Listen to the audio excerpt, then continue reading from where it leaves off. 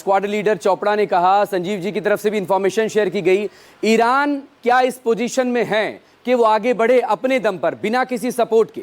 अब तक तो वो बैलिस्टिक मिसाइल्स दाग रहा है, लेकिन उसके अहम स्ट्रेटेजिक लोकेशंस पर इजराइल की तरफ से लगातार एयर स्ट्राइक हो रही है। दूसरी तरफ अब ये वीडियोस जारी करके वो ये बता रहा है कि वो दरअसल इजराइल के न्यूक्लियर प्लांट पर भी उसका निशाना है, न्यूक्लियर प्रोग्राम पर, और दूसरी तरफ वो अब यहां पर समंदर में भी कुछ बड़ा करेगा या कर सकता है। थोड़ा इंतजार करें या फिर सरेंडर इसे समझें? देखिए, मैं बाकी जितने पैनलिस्ट हैं उनकी बातों को रिपीट नहीं करूंगा जी। रही बात आपके सवाल की कि जो ईरान की तरफ से अभी ये स्टेटमेंट आ रही है कि वो नेगेव के अंदर जो इजराइल का जो अपना डिमोना इनका प्लांट है, न्यूक्लियर प्लांट है, उसको अटैक करेगा। और ये भूल रहे हैं कि इनका बुशहर के अंदर भी इनका खुद का जो है न्यूक्लियर प्लांट जो है भी काम कर रहा है, और अगर उसमें इजराइल ने दाग दी मिसाइल्स तो कितनी तबाही होगी ईरान की सोच भी नहीं सकता। बहरहाल इस तरह की हरकतें, ये जो बातें, फ्रस्ट्रेशन शो करता है ईरान का, क्योंकि इनके जो विदेश मंत्री हैं अब्बास अरगाची, जी। वो गए थे पहले जिनेवा, वहां पे E3 से बात किया, यानी इंग्लैंड, अपना फ्रांस और जर्मनी से, और कोई बातचीत निकल के नहीं आई। और इंडिकेशन उन्होंने दे दिया बड़े बोलेपन में कि हम तो किसी भी हालत के अंदर जो है इजराइल का जब तक सीज फायर नहीं होगा कोई बातचीत अमेरिका से नहीं करेंगे। और इधर जो उनके प्रेसिडेंट है उन्होंने स्टेटमेंट दे दिया था कि भाई हम बिल्कुल भी कोई ये परमाणु जो अपना कार्यक्रम है रोकेंगे नहीं। तो फिर अमेरिका के पास चॉइस ही क्या रह गई थी?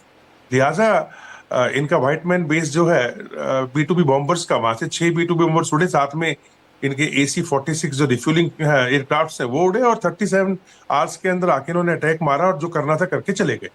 अब ये अरगाची साहब उसके बाद OIC में गए, तो वहां पे OIC को आप जानते ही हैं कि जो मुस्लिम देशों की 51 कंट्रीज का ये जो ऑर्गेनाइजेशन है, इनमें आपस में ही इतनी ज्यादा तोड़फोड़ है। कुछ अमेरिका के साथ हैं, कुछ अमेरिका के खिलाफ हैं, कुछ न्यूट्रल हैं।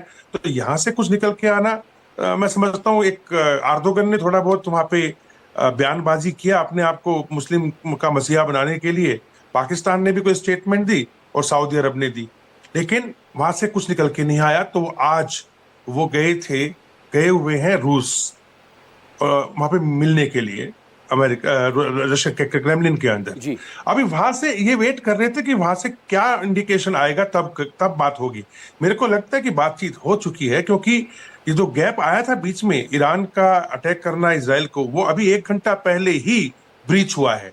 एक बराज जो है मिसाइल्स का, वो तेल अवीव पे फायर किया गया है, और वहां पे काफी मिसाइलें गिरी हैं तेल अवीव के ऊपर। अभी मॉर्निंग में एक मिसाइल आई थी जिसको टेस्ट किया था तेल अवीव IRGC के ने। ऊपर, जिसको इजराइल ने कहा था कि हम इन्होंने ईरान ने मारा, लेकिन बाद में बताया गया कि हुती ने फायर किया है, और जो लिक्विड फ्यूल वाला होता है। जी जी। बहरहाल इन्होंने जो स्टेट ऑफ ब्रह्मोस की बात चल रही है कि स्टेट ऑफ ब्रह्मोस के ऊपर इनकी सदन ने जो है एक प्रस्ताव पास किया, और खुमैनी जो कि इजराइल की मुसाद के मुताबिक एक बंकर में छुपे हुए हैं, कोई कम्युनिकेशन यूज नहीं कर रहे हैं, जो भी बातचीत बाहर जा रही है लिखा पढ़त होकर के पर्चे के ऊपर लिख के दिया जा रहा है, सारे के सारे ऑर्डर्स, अपने आप को बचाने की कोशिश कर रहे हैं। तो ये प्रस्ताव जो है अभी खुमैनी के पास पड़ा हुआ जाकर के, और मेरे को लगता है कि इनके पास और कुछ करने को है भी नहीं, क्योंकि जहां तक अमेरिकन बेसिस हैं उसमें मकसूद पिछले 1 हफ्ते के अंदर अमेरिका ने अपने एसेट्स को दाएं बाएं कर दिया है।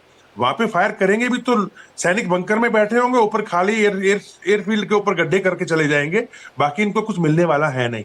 तो उस फ्रस्ट्रेशन के अंदर शायद ये हॉर्मोज वाली जो बात आ रही है वो सामने निकल के आ रही है, और ये सोच रहे हैं कि उससे बहुत बड़ा नुकसान हो जाएगा, लेकिन नुकसान चीन का होगा और खुद ईरान का होगा।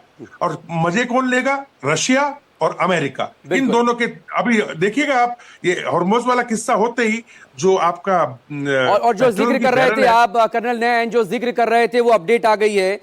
दोपहर के बाद ये अटैक हुआ है, 12 बजे के बाद दक्षिणी इजराइल के अशदोद इलाके में बैलिस्टिक मिसाइल से हमला किया। यानी कि अभी मीटिंग शुरू नहीं हुई है ईरान की विदेश मंत्री से।